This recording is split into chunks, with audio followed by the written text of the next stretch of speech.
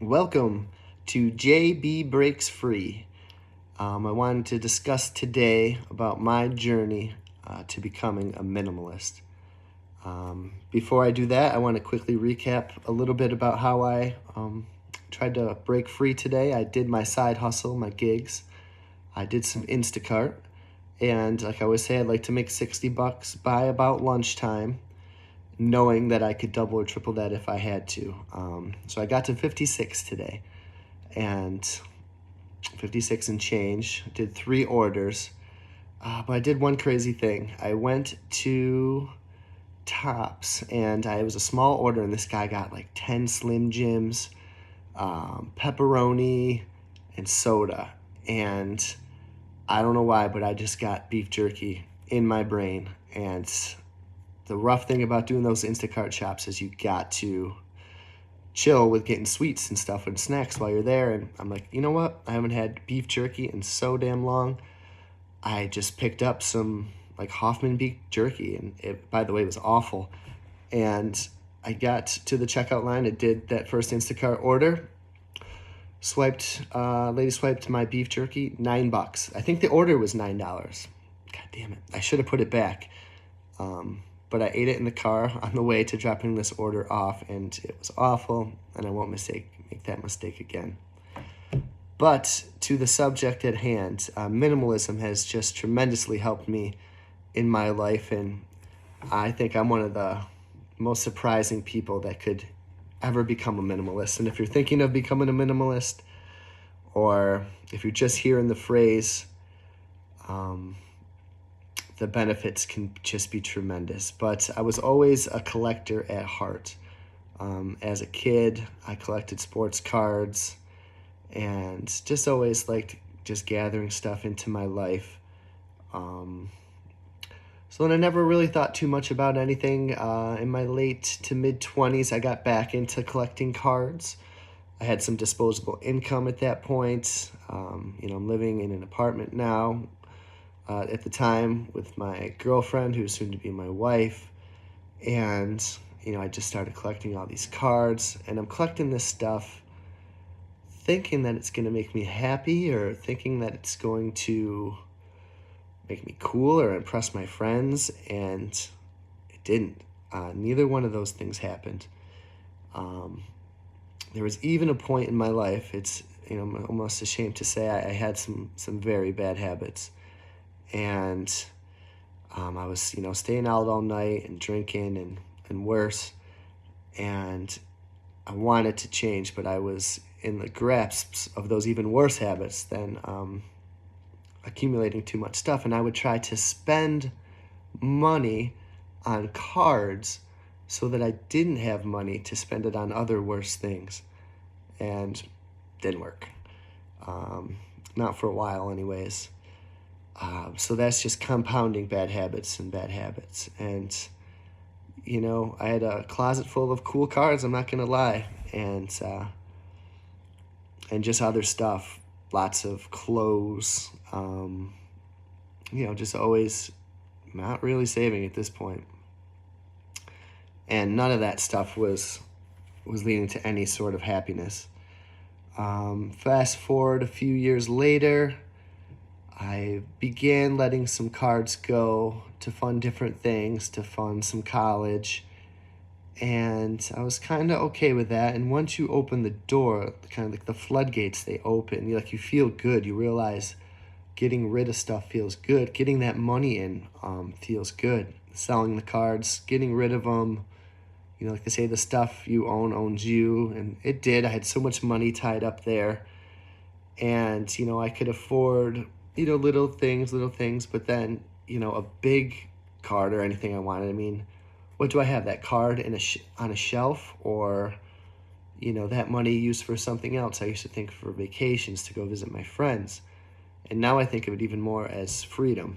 That money is costing you time and hours to make. And whereas if you build up, a good nest egg, that's leading you on your way toward your freedom.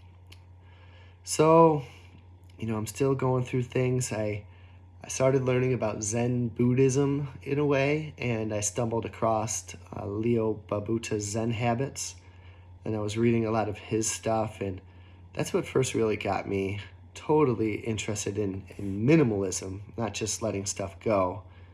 And then I kind of researched the topic a little bit more. I would see these challenges like get rid of one thing on the first day of the month and then two things on the second day of the month. And I was having fun doing that. I donated a lot of that stuff that I didn't think I could sell at the time, or I wasn't at that level yet. Now, I read this quote in the book Early Retirement Extreme by Jacob Lugfister, and he's like, everything I have is for sale. He's like, try me. And I'm kind of that way too. Like, nothing is permanent. And I'm down to resell or sell anything, especially if I can make a buck on it. So I did donate a lot of stuff, continued to sell my records, and it still is a challenge for me. Like, I want to collect stuff and just silly stuff like, pins, like political buttons. I don't know why I like those. Cards, again, I still want to collect old sets from when I was a kid, and Kobe Bryant cards, and any cards. I just want to collect everything. But if I browse a little bit, that usually calms me down. There was a time though when my dad, I got into records a bit.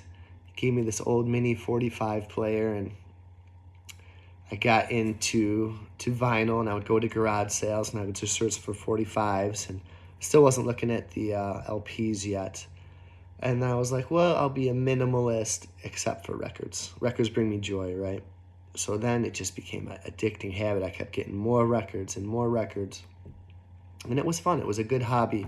I would go out searching garage sales Saturday, Friday mornings, and I would eventually get all the records I could find. And I always had an eye for value. Like, I knew I was getting a good deal. I'd get these records, and I'd come home, and I'd look them up on eBay, and I'd look for rare ones, and I started to acquire that knowledge, and that is something that's made me actually a ton of money over the years, because I eventually sold all the records I had.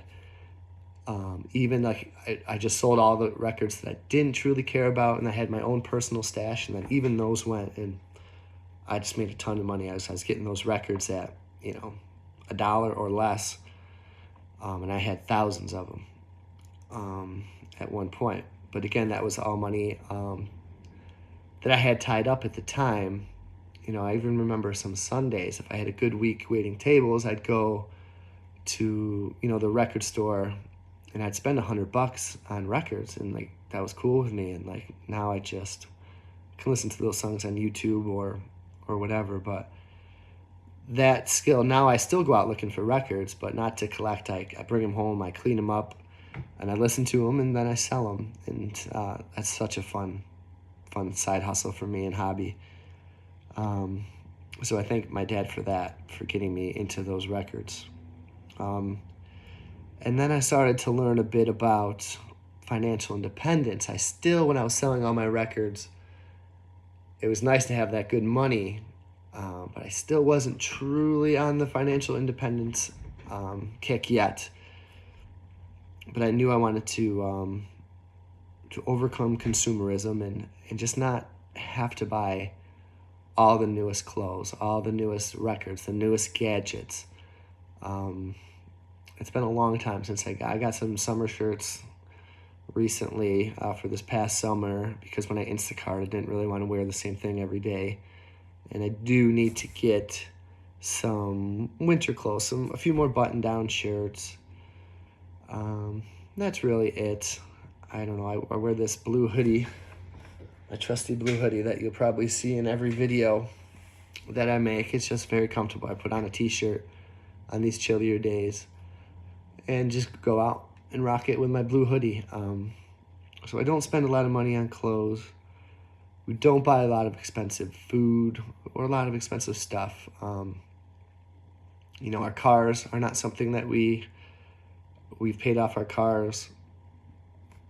We just save our money. We're not into consumerism.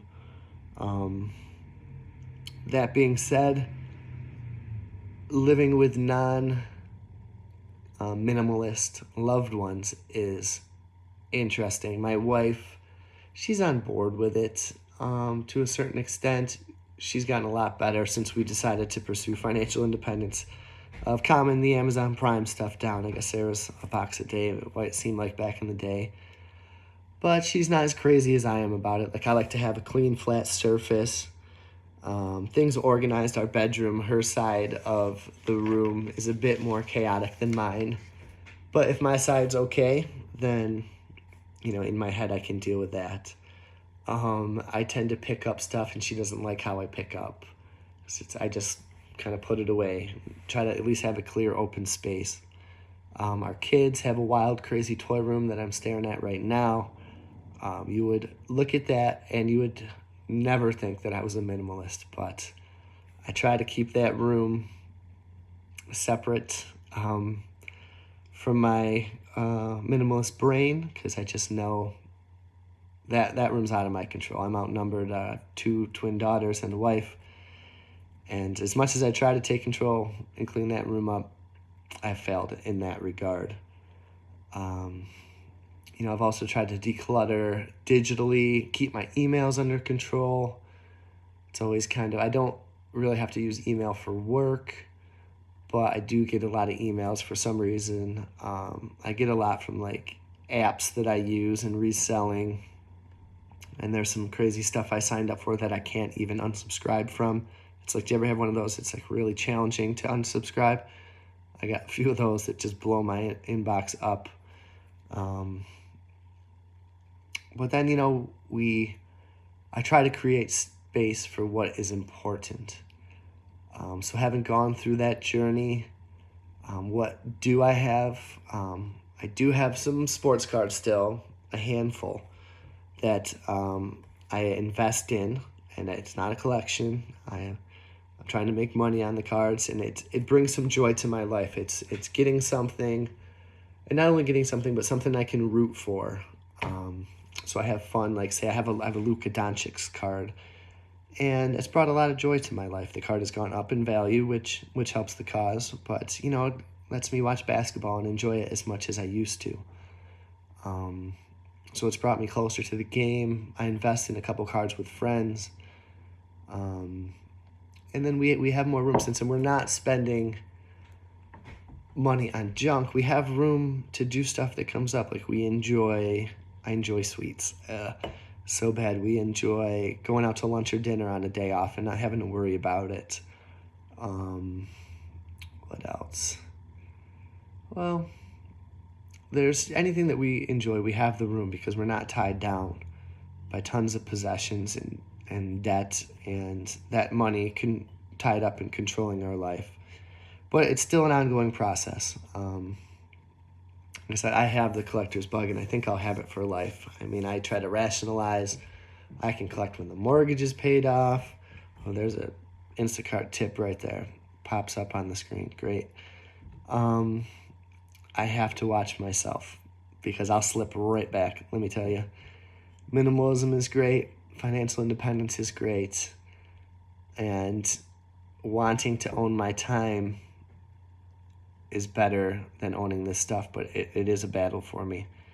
But that is a little bit about how I got started on minimalism, and I would encourage you to do a little research on minimalism. Maybe start thinking about, if you need some money, and who doesn't, going through your house and gathering up all the stuff that you think you could let go of and trying to sell it. And if there's not much value there, donate it, because it will make somebody happy.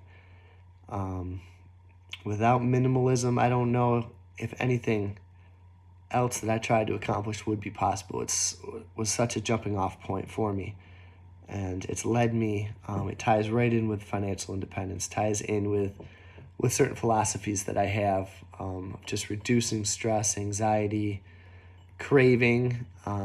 Desire leads to suffering, right? I'm not desiring much stuff. I do like I said, to browse, but and it's led me to also reselling, because I could get stuff now, maybe enjoy it for a second, and then flip it, or the stuff I do have, just let it go. So I hope that helps you guys.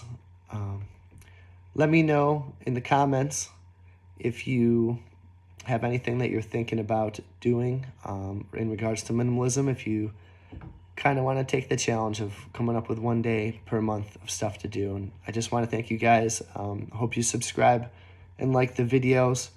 I saw if anyone ever makes it to the end of this video, I got my first views and actually a like on one of my videos, and it's pretty cool. So keep going, get a little bit better, do something today to gain your freedom. Break free, my friends.